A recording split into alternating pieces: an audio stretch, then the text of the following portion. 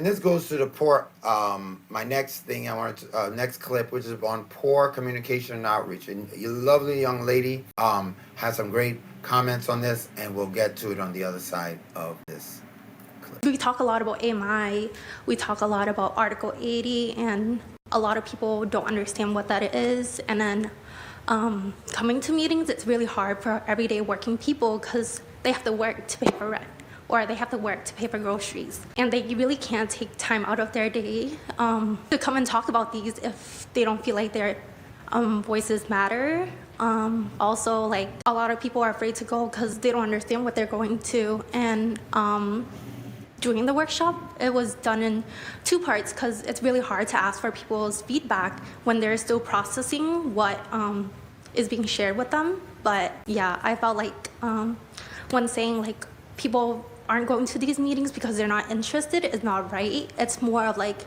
how are they like it's more of like, or do they feel part of your community, or do they feel like they can talk about what their concerns are and like their feelings and values are being acknowledged. I think I couldn't say it much better, and I think you can actually see the emotions that she's expressing there and how heartfelt it was to her community that people would say they're not interested.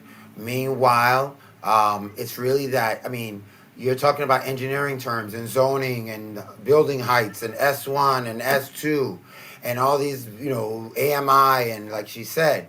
And people don't understand. And you're not giving them the time to process it, right? You are going so hard on, and this goes to the speed. One of my friends who actually testified talks about the speed of trust. Sometimes it's not going to happen as fast as you want it. You have to give the community that has been marginalized, that has experiences, and they acknowledge that they've been, the BRA and the history of racism within the organizations. So what, you want us to say, okay, well, that's all in the past? Because it's not in the past. It's happening now, right?